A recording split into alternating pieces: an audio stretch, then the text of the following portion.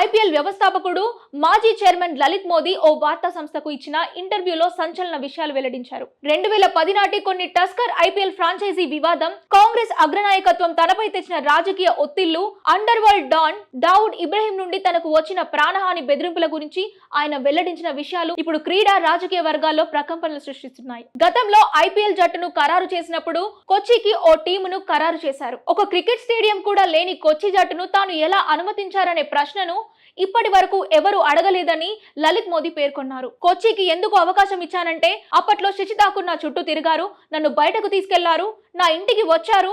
ఆయన మాటకారి, చాలా సున్నితంగా ఆకట్టుకునేలా మాట్లాడతారు. ఆ మాయ మాటలకు నేను పడిపోయాను.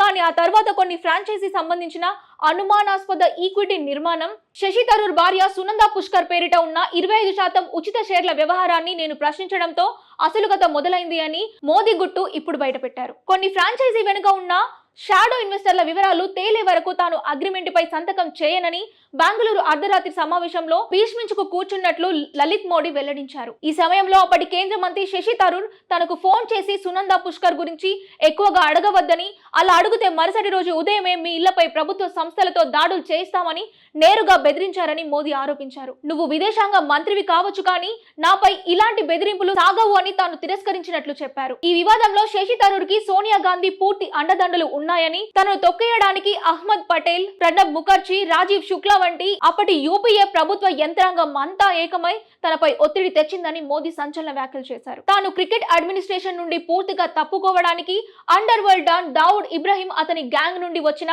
బెదిరింపులే ప్రధాన కారణమని లలిత్ మోదీ విస్తుపోయే నిజాలు బయటపెట్టారు. ఐపీఎల్ మ్యాచ్ ఫిక్సింగ్లపై తాను కఠినమైన నిబంధనలు అమలు చేయడం పట్టా బజార్ ను శాసిస్తున్న డి కంపెనీకి నచ్చలేదన్నారు. దావుద్ ఇబ్రహీం ఒక పేరు మోసిన బుకీ. అప్పట్లో క్రికెట్ పై అతనికి పూర్తి నియంత్రణ ఉండేది. ఆ రోజుల్లో ఒక మ్యాచ్ పై $2 బిలియన్ అక్రమ బెట్టింగ్ జరిగితే ఆ రోజు ప్రతి మ్యాచ్ కు $4 బిలియన్ల రహస్య పట్టా నడుస్తోంది.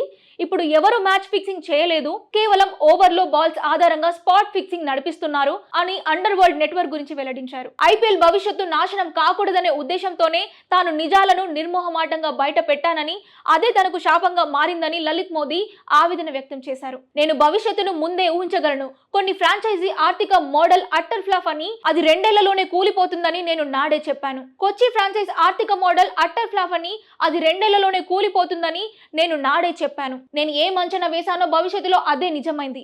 ఒక ఐపీఎల్ ఫ్రాంచైజీ మునిగిపోకూడదనే నేను సత్యం కోసం పోరాడాను, కానీ వ్యవస్థ నన్ను టార్గెట్ చేసింది అని లలిత్ మోదీ చెప్పుకొచ్చారు.